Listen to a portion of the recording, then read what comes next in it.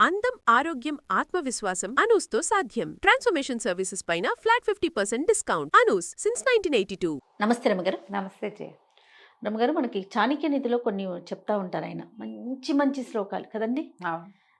ఎంత కష్టం వచ్చినా కొన్ని విషయాల్ని మాత్రం ఇతరులకి చెప్పకూడదు. కొన్ని రహస్యాల్ని మన దగ్గరే ఉంచుకోవాలి. ఏంటవి? అసలు చాణక్యుల వారు ఏం చెప్పారు? చాణక్యుడు చెప్పింది 2000 సంవత్సరాల నాడు కదా.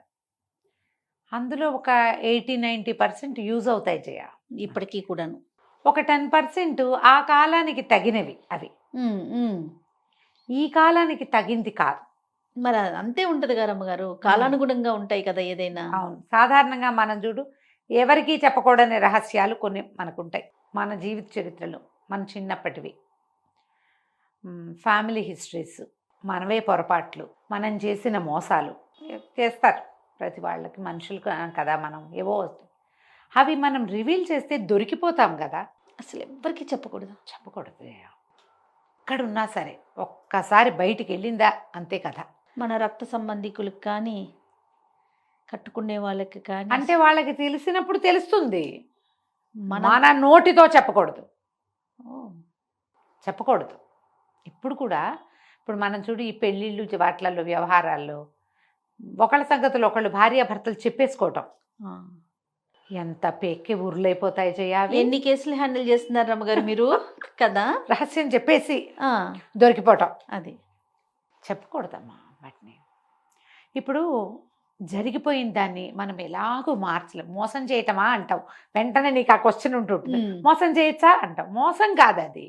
దీన్ని మోసంగా భావించద్దు. ఎప్పుడో జరిగింది ఏదో విషయం. ఇప్పుడు దానికి ప్రజెంట్ మన జీవితానికి సంబంధం లేదు. ఆ కాలం అది, ఆ రోజున అది అట్లా అయిపోయింది. ఇప్పుడు అది చెప్పటం వల్ల ఇక్కడ జరిగే మేలేమీ లేనప్పుడు, కీడు ఉండే అవకాశం ఉన్నప్పుడు ఎందుకమ్మా చెప్పటము? ఇక్కడ ఫెయిర్గా ఉండటం లాంటివి తీసి పక్కన పెట్టాలి. అంతేనండి. డెఫినెట్గా ఫెయిర్గా ఉండటం అంటే ప్రజెంట్ ఫెయిర్గా ఉండు. ఇప్పుడు పొరపాట్లు చెయ్యొద్దు. పూర్వంలో నీకేదైనా మోసం చేసే లక్షణం ఉన్నా, లేదా మోసం నువ్వు చేసినా, అది ఇప్పుడు చేయకు. లాయల్గా ఉండటం అంటే ఈ ప్రజెంట్ లాయల్గా ఉండు. వీళ్ళకి ఏ సంబంధము లేని ఒక పాత పురాతన వ్యవహారాన్ని తవ్వి తలకెత్తి వీళ్ళకి చూపించి, వాడి చేతికి మన జుట్టిచ్చి, ఆడమగ అయినా లేదా దాని చేతికి జుట్టిచ్చి, ఇది ఎందుకు వచ్చింది? అనవసరమైన ఇష్యూ. అసలు మర్చిపోరు జయ. ఎవరును విన్నా వారు మర్చిపోరు కదా. వాళ్ళు మర్చిపోరు. వాళ్ళు నీ మీద వాడతారు, ఇంకెక్కడైనా వాడచ్చు. అందుకని పురాతన రహస్యాలు చెప్పకూడదు. ఒక పాయింట్ అసలు మామూలుగానే జనరల్గా. ఇప్పుడేం చేస్తున్నాం మనం, అక్కడ ఇక్కడ ఫోటోలు తీసుకుని అవన్నీ ఎక్కడో చోట పెడుతున్నాము. మనమేం చేయక్కర్లా, వాళ్ళే తెలిసిపోతాయి. అక్కడే తవ్వేస్తారు ఎక్కడో చోట నుంచి. సరే, ఇది ఇప్పుడు ప్రజెంట్ ఈ రోజులకి ఉపయోగపడే ఒక మాట చెప్పడం కోసం చెప్తున్నాం. చాణక్యుడు చెప్పింది ఏంటంటే, విత్త నష్టం, డబ్బు నష్టపోతే చెప్పకూడదట ఎవరికి. కానీ ఇప్పుడు ఎట్లా కుదురుతుంది చెప్పు? ఈ కాలానికి కుదురుతుంది. డబ్బు ఎక్కడో పోగొట్టుకున్నాం మనం. అది ఆ కాలంలో అప్పుడు అలా ఉండేది. నాకు ధన నష్టం వచ్చింది, వీడెవడో నన్ను మోసం చేశాడు అనేది రివీల్ చేయకూడదు. ఓకే. బహుశా అందరూ దాన్ని మన చులక చేసి తీసుకుంటారు. వీడు మోసపోతాడని. వీడు మోసపోతాడు కాబట్టి ఇట్లా వ్యాపారంలో నష్టపోయి వచ్చినా కూడా ఆ ఊళ్ళో నేను నష్టపోయాను అని చెప్పకూడదట. ఈ ఊళ్ళో ఆ కాలంలో చెప్పబడింది అది. పిత్త నష్టం చెప్పకూడదా? రెండోది మనస్తాపం. మనకి చాలా తీవ్రమైన బాధ ఉంది లోపల, దాన్ని కూడా రివీల్ చేయొద్దంటారు. మనసులోనే ఉంచుకోవాలి. దీనివల్లైనా మనకి అసన్ఘాతంలాగా లోపల తగిలేస్తుంది దెబ్బ. అవమానం, అలాంటి వాటి చెప్పకూడదు. ఫలానా చోట ఇలా జరిగింది, వాళ్ళు నన్ను ఇలా అన్నారు, నాకు అది చాలా బాధ కలిగింది, అవి చెప్పొద్దంటారు. చెప్పకూడదట. ఎందుకు చెప్పకూడదో డిస్కస్ చేద్దాం దాని మీద. మనం ఆయన చెప్పిన వాక్యాలు చెప్తున్నాం. తర్వాత గృహిణ్యాహ చరితం, నీ భార్య యొక్క చరిత్ర ఇతరులకి చెప్పద్దు. ఇప్పుడు అలా ఉందమ్మా లోకం? లేదు. అంటే దీన్ని బట్టి చాణక్యుల వారు చెప్పింది పాపం మనకి ఈ రోజుకి యూజ్ అవట్లా. నో, కానీ నేను చెప్తా దాని మీద కూడా నీకు. ఓకే, అయిందా? అక్కడి నుంచి ఎవరైనా నీచులు దుర్మార్గులు వాడెవడో క్వాలిటీ లేనివాడు ఏమన్నాడు క్యారెక్టర్లెస్ వాడు వాళ్ళ గురించి వీళ్ళ గురించి చెప్తాడు ఏవైనా నీకు, అది కూడా నువ్వెవరికి చెప్పద్దు. నువ్వు ఏదైనా ఒక విషయం ఒకళ్ళ దగ్గర నుంచి తెలుసుకుంటే వాడి చరిత్రని బట్టి నీ రివీలింగ్ ఉండాలి. వాడు ఒట్టి వేస్ట్ ఫెలో, దౌర్భాగ్యుడు, ఆనాకానికి కొరగాని వాడు ఏ రహస్యం చెప్పినా సరే దాన్ని నువ్వు చెప్పద్దు బయటికి. వాడు అవతల మాట విషయం చెప్పిన వాడు ఉత్తమ కుల సంజాతుడు అని రాస్తారు. ఉత్తమ కుల సంజాతుడు అంటే కులం అనకూడదమ్మా, దాన్ని పదాలు అవి ఉంటాయి. కానీ వాడు మంచివాడు, గుడ్ క్యారెక్టర్, వాడు అబద్ధాలు చెప్పడు, టాలటోలీగా ఏవో దొంగ మాటలు చెప్పే రకం కాదు వాడు. అప్పుడు ఆ విషయాన్ని నువ్వు ఎవరికైనా చెప్పచ్చు. అంతేగాని నువ్వు ఎక్కడో చిన్న చిన్న సందుల్లో గొంతుల్లో అక్కర్లేని మాటలు తెలుసుకుని కొంతమంది కుళ్ళు బుద్ధితోటి కూడా మాట్లాడతారు. వాడి బుద్ధి తెలిసి నువ్వు ఆ రహస్యాన్ని చెప్పాలి. ఓకే. ఇప్పుడు మనకి గాసిపింగ్ చేస్తారా? అవునవును. మనం చెప్పుకుంటాం కదా, అభిజ్ఞ వర్గాల ద్వారా తెలిస్తేనే రివీల్ చేయాలి. ఏదో రకంగా గాసిప్ అయితే మనం చెప్పచ్చా? చెప్పకూడదు కదా. గాసిప్స్ని మనం పెంచకూడదు. అది కరెక్ట్గా సరైనది విశ్వసనీయ సమాచారం అయితేనే దాన్ని నువ్వు రివీల్ చేయాలి. లేదా నువ్వు గనక మాట్లాడేస్తే నీ క్యారెక్టర్ పోతుంది. ఇక్కడ చెప్పకూడదు అది కూడా. ఓకే, ఇది పాయింట్ కరెక్ట్గా ఉంది కదా. ఇది బాగుంది. తర్వాత అవమానాన్ని ఇతరులకి చెప్పకూడదు. నువ్వు ఎక్కడైనా అవమాన పడతావు, పరువు తగ్గిపోతుంది, అది కూడా రివీల్ చేయకూడదు. బాగుందిగా. నువ్వు మోసం చేయబడినా, అవమానింపబడినా, నీ డబ్బు నష్టపోయినా, భార్య గురించి, నీ భార్య గురించి, తర్వాత ఆ విశ్వసనీయమైన సమాచారం కానప్పుడు ఈ 5 రకాలలోనూ నువ్వు రహస్యాలు ఎవ్వరికీ చెప్పద్దు, ఎట్టి పరిస్థితుల్లో చెప్పకూడదు. ఇప్పుడు మనం ఫస్ట్ పాయింట్కి వద్దాం. డబ్బులు పోగొట్టుకుంటే చెప్పద్దు. ప్యాకెట్లో పోగొట్టుకున్నావు చెప్పకు. ఎక్కడో బెట్టు కట్టావు చెప్పకు. కోళ్ళ పందాల్లో పోగొట్టుకున్నావు చెప్పద్దు. ఇప్పుడు వచ్చినాయి కదా సైబర్ క్రైమ్లు. రమగారు చెప్పకపోతే అది కంటిన్యూ అవుతుంది కదండి. చెప్తేనే కదా నలుగురు మీలాంటి వాళ్ళు అసలు అదేం పనిరానైనా పేకాటలేంటి, కోళ్ళ లేదా బెట్టింగ్లేంటి అని తిడితే కదా వారు ఆగేది. చెప్పకుండా దాచేసుకుంటే ఎట్లాగా చెప్పండి. పాయింట్ అది కాదు. ఏమిటి, ఎవడైనా బుద్ధి చెప్పించుకోవడానికి చెప్తాడమ్మా రహస్యము? నువ్వు చెప్పు. బుద్ధి నాకు నా దగ్గర 10,000 ఉండేవి, నేను బెట్టింగ్లో పోగొట్టుకున్నానంటే నాకు చెప్పావు. నాకు చెప్తే నేను తిడతానని నీకు తెలీదా? తెలుసు. తిట్టించుకోవచ్చు కదా. నువ్వు తిట్టించుకోకు, నువ్వు ఆ పని చెయ్యి, అది కంటిన్యూ చేయమని చెప్పలేదుగా. ఎస్ అది కరెక్టే. నేనేమంటున్నాను, కనీసం ఇప్పుడు ఒకరికో ముగ్గురికో నలుగురికో చెప్తే ఎవరైనా తిడితే బుద్ధి వస్తుంది కదా. అలా చెప్తే ఎవరైనా తిడితే నాకు బుద్ధి వస్తుంది అని ఎవడైనా అనుకుంటాడా? అనుకోడు. ఆకలేసి ఎవరికైనా ఆకలిస్తుందని చెప్తే అన్నం పెడతారు. అంతేగాని నేను చేసింది వెధవ పని, నేను డబ్బులు పోగొట్టుకున్నాను అని చెప్తే నీ క్యారెక్టర్ ఏమవుతుంది?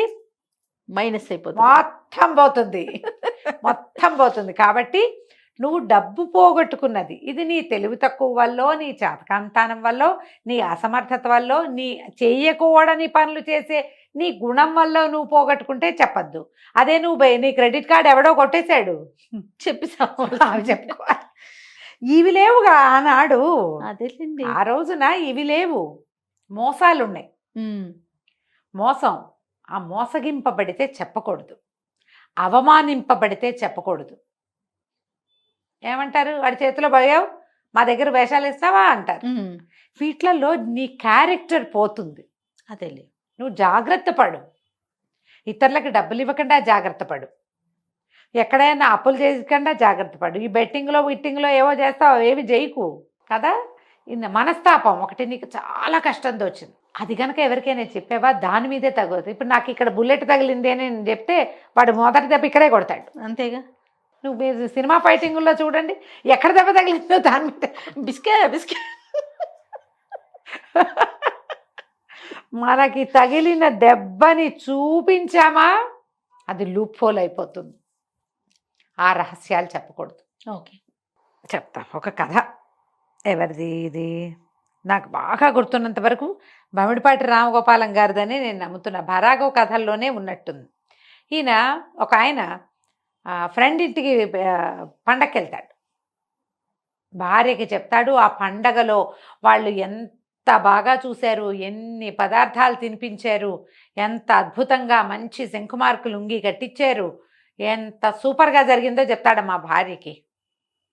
ఆవిడ పోనీలేండి పండక్కి మీకు అన్నీ చక్కగా జరిగినాయి, పండక్కి చక్కగా తలంటి పోసుకున్నారు, చక్కగా సేవ తిన్నారు, ఇక్కడ ఏమున్నాయి, ఇక్కడ ఏం లేవు, మన మీ ఫ్రెండ్ మిమ్మల్ని ఎంతో బాగా చూశాడని సంతోషిస్తుంది.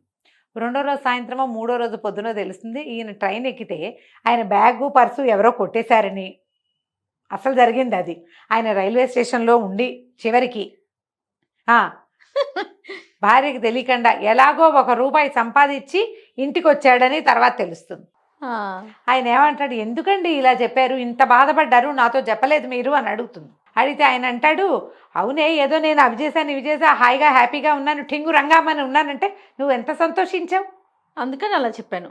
ఇప్పుడు చూడు దీనివల్ల నీకు దుఃఖం వచ్చింది. నేనే ఇంత కష్టపడ్డానని, పండగ పూట నువ్వు ఇక్కడ అప్పచ్చులు వండుకుని తింటే నేను రైల్వే ప్లాట్ఫారం మీద ఇడ్లీలు కొనుక్కు తిన్నానంటే నీకు ఎంత కష్టంగా ఉంటుంది. అందుకే చెప్పలేదు. బాగుంది ఈ కథ చూడు, అసలు అది ఎన్నిసార్లు చదివిన రామగోపాలం గారిదే నా జ్ఞాపకం ఉన్నంత వరకు అలాగే ఉంది. ఒకవేళ కాకపోతే పాఠకులు నన్ను క్షమించండి, నాకు అలాగే గుర్తుంది. మరి ఆ పుస్తకంలోదే అని. ఈ వీరిది కాకపోతే మధురాంతకం రాజారాం గారిదేమో, వీళ్ళిద్దరిలో ఎవరో ఒకళ్ళది. పాత పుస్తకపు కథ, ఎప్పుడో ఒక 25-30 ఏళ్ల క్రితం చదివా. ఓ ఇటీవల చదివాను. ఓకే, ఎప్పుడో చదివాను. వీళ్ళిద్దరిలో ఒకరిది. ఎంత నచ్చిందో ఆ కథ నాకు. అవమానం చెప్పకూడదు, దానివల్ల మన సొంత వాళ్ళకి మనస్తాపం కష్టంగా ఉంటుంది. నీ శత్రువులు ఒకవేళ అవతల వాళ్ళకి నీ మీద చులకన భావం ఉందనుకో, అది పెరిగిపోతుంది. ఓకే. తర్వాత గృహిణ్యాహ చరితం. ఇప్పుడు గృహిణి అంటేమా పూర్వపు రోజుల్లో భార్య భగవంతుడిచ్చిన నేస్తం, ఎలాంటిదైనా ఆమెను తనతోటే ఉంచుకోవాలనే కాలం అమ్మా అది. ఈ పెళ్ళాలు వదిలేయటాలు, లేచక్కబోటాలు, ఇంకోళ్ళని తెచ్చుకోవటాలు, రెండో పెళ్ళి మూడో పెళ్ళి అప్పుడు లేవు. 2-3 పెళ్ళిళ్ళు చేసుకుని వాళ్ళు రాజులు, బ్రాహ్మణుల్లో కూడా అన్ని జాతుల్లోనూ 2 భార్య 2 భార్యలు 3 భార్యలు ఉండేవాళ్ళు. ఈ వదిలేయటం అలాంటివి ఉండేవి కాదు. భార్య పెళ్లి చేసుకున్న తర్వాత ఆమె అంత మనలాంటి సేమ్ కులం కాకపోయినా తెలిసేది కాదు కదా, అప్పుడు చెప్పకూడదు, అది చెప్పకూడదు. భార్య యొక్క తండ్రో తల్లో అంత మంచివాళ్ళు కాదనుకో, ఆమె చిన్నతనం నీకు తెలిసినంత ఫెయిర్ కాదు, ఏమిటో అక్కడ ఫిషి, అది కూడా చెప్పకూడదు. చెప్పకూడదట. భార్య రహస్యం చెప్పకూడదు. ఇప్పుడు దీని మీద నేను ఇంకొక పాయింట్ చెప్తా, ఈ కాలానికి ఉపయోగపడేది. నువ్వు భార్యతో ఉండదలుచుకోలేదు, మీ ఇద్దరు మ్యూచువల్గానో ఇంకో రకంగానో విడిపోదలుచుకున్నారు, నువ్వేదో చెప్తావో ఏం చేస్తావో నీ కర్మ. కానీ నీతోటే ఉంటే, నువ్వు ఆమెను నీతోటే ఉంచుకుంటే, ఆమె క్యారెక్టర్ గురించి ఇతరుల దగ్గర మాట్లాడద్దు. దానివల్ల నీ జీవితం మిజరబుల్ అవ్వటమే కాకుండా మీ పిల్లల జీవితం మిజరబుల్ అవుతుంది. ఇలా చేస్తారు కదా, మా ఆవిడ గయ్యాళని, అన్నం ఉండదని, వాళ్ళ తమ్ముడు అదేని చెప్తుంటారు. 100% చెప్పేస్తారు కదా, వేళాకోళం ఎక్కిరింతగా, వాళ్ళ నాన్న అలాగా అమ్మలాగా. ఇవి మీకు సరదాగా ఉంటాయో లేకపోతే మీ లోపల కడుపులో ఉన్న ఆక్రోశాన్ని బయటపెట్టడానికి ఉపయోగిస్తాయో, కానీ మీ వెనకాల మీరు అవమానపడతారు. ఒక్కోసారి మొహం మీద కూడా జరుగుతుంది. మీ పిల్లల భవిష్యత్తులు పాడవుతాయి. ఇప్పుడు ఈ కాలం ఏంటి, వదిలించే కాలం, వదిలించుకునే కాలం కదమ్మా. అవును, ఎవరి దారిని వాళ్ళు పోయే కాలం. నేను జడ్జిమెంటల్గా నేను చెప్పలేను ఈ విషయాలు. కానీ చాణక్యుడు చెప్పింది గృహిణి అంటే ఏమిటమ్మా, నీ ఇంటిని దిద్దేది, మీ ఇంట్లో ఉండేది, నీ పిల్లల్ని చూసేది, మీ అమ్మా నాన్నకి అనవసరమో ఏదో ఒకటి పడేసేది. రేపొద్దున వాళ్ళు కనుక దాటిపోతే వాళ్ళ తద్దిన నువ్వు పెట్టాల్సి వస్తే నీ పక్కన నుంచునేది. ఆమెని తక్కువ చెయ్యొద్దు. బాగుంది రమ్మగారు, ఈ పాయింట్ అయితే నాకు నచ్చింది కదా. చాలా ఈ కాలానికి ఉపయోగపడే మాట చెప్పాడే చాణక్యుడు. 100%. మొదట విన్నప్పుడు మనకు నచ్చలా, అవును అవును, కానీ ఎంత అవసరం అమ్మా ఇది. చాలా అవసరం. భార్యల్ని చులకన చేయటం, చిన్నబుచ్చటం, నలుగురిలో అవమానపరచటం, ఆమె ఫ్యామిలీను వాళ్ళను తక్కువ చేసేయటం, మీ బాబు మీ అమ్మ అంటాం. ఆమెను తక్కువ చేస్తే ఆవిడ తక్కువ అవ్వదు నాయన, మీరే తక్కువ అవుతారు. ఆ అవమానం మీది. ఆమె సరైంది కాదు, పోనీ మీ సరైనతనం చూపించాలిగా మీరు. అంతేగా, మన సరైనతనం ఒకటి ఉంది కదా. ఎలా ఉన్నా ఆమె భార్య ఉంచుకోవాలి, బాగా ఉంచుకోండి, మర్యాదగా గౌరవంగా. క్యారెక్టర్ అసాసినేషన్కి దిగద్దు. ఓకే, ఈ పాయింట్ బాగుంది కదా, చాలా క్లియర్గా. ఇక తర్వాత మనం మనస్తాపాలు ఇతరులకి చెప్పకూడదు. అవమానపడింది చెప్పకూడదు. దానివల్ల ఏమవుతామంటే చులకనైపోతాం. ఇప్పుడు మనకి ఇంకొకటి వచ్చింది, ఈ కాలపు అమెండ్మెంట్ చెప్తాను అది కూడా. అప్పటి కాలంలో మనకి మానసిక సమస్యలు, ఎవరైనా మన సమస్యను విశ్లేషించి ఇది చెయ్యి ఇలా చెయ్యి అని చెప్పే కాలం కాదు. కానీ ఇప్పుడు ఆ కాలం ఇది. మీరు వైద్యుడి దగ్గర మనస్సుని తెరవండి. ఒక థెరపిస్ట్ దగ్గర కూర్చుంటే, ఒక Open గా. సైకాలజిస్ట్ దగ్గర కూర్చుంటే, మనం అవమానపడింది చెప్పకూడదని దాచుకోకండి. ఆ చిన్నప్పటి సూక్ష్మాలు లోపల గుచ్చుకుని ఉంటాయి కదా, మనశ్శల్యం అంటారు, అది లోపల ఉండిపోతే మీరు ఆరోగ్యంగా ఉండరు. అక్కడ మాత్రం మీరు రివీల్ చేయాలి ఈ కాలంలో. ఓకే. చిన్నప్పటి ఇబ్బందులు, ఏవో అబ్యూజివ్ థింగ్స్, చిన్నప్పుడు మీరు ఇతరుల దగ్గర నుంచి ఎదుర్కొన్నటువంటి ఆ చిన్నతనపు బాధలు, వీటిని షేర్ చేయటం వల్ల ఏమవుతుందంటే లోపల నుంచి ముళ్ళు తీసి బయటపడేసినట్టే. దానివల్ల మీరు ఇలా ఉన్నారు అనేది మీకు అర్థమవుతుంది. దాన్ని వదిలించుకుంటే మనం బాగుంటామని తెలుస్తుంది. ఆ అంతఃశల్యాలని ఒక థెరపిస్ట్ దగ్గరో, ఒక సైకాలజిస్ట్ దగ్గరో, ఇంకొక ప్లస్ పాయింట్ చెప్తా, హోమియో డాక్టర్ దగ్గర మీరు రివీల్ చేయొచ్చు. ఎందుకంటే సైకోసమాటిక్గా పనిచేస్తాయి ఆ మందులు కాబట్టి. ఏదో ఒక తీవ్రమైంది, మీకు ఇప్పుడు డిప్రెషన్ ఎదుర్కొంటున్నారు, ఏదో ఇబ్బంది పడుతున్నారు, డాక్టర్ దగ్గరికి వెళ్తారు. ఇది చిన్నప్పటి నుంచి ఇలాంటిది ఉందండి, మా చిన్నప్పుడు ఇలా ఒకటి జరిగింది, దానివల్ల నాకు బాధగా ఉంటుంది, అప్పటి నుంచి నాకు ఈ భయం ఉండిపోయింది చెప్పాలిగా. చెప్పాలి. రివీల్ చేస్తే దానికి సరిపడా మందు పడుతుంది. రివీల్ చేస్తే దానికి సరిపడా ప్రతిక్రియ, మీరు ఇప్పుడు ఎలా ఆలోచించాలో మీకు చెప్పబడు. ఓకే. కాబట్టి వీళ్ళకి చెప్పండి, ప్రజలతో పంచుకోకండి వాటిని. దానివల్ల మీకు కొత్త అవమానాలు, కొత్త ఇబ్బందులు వస్తాయి. కాబట్టి ఈ రహస్యాలని ఇంత మటుకు ఉంచుకోండి. చాణక్యుడు చెప్పిన మాటని మనం ఈ రోజులకు సరిపడా సరిపెట్టుకుంటున్నాం. అంతే. మీరు ఆలోచించుకుని మీ సొంతానికి కూడా సరిపెట్టుకోవచ్చు. రైట్. నమస్తే. నమస్తే జీ.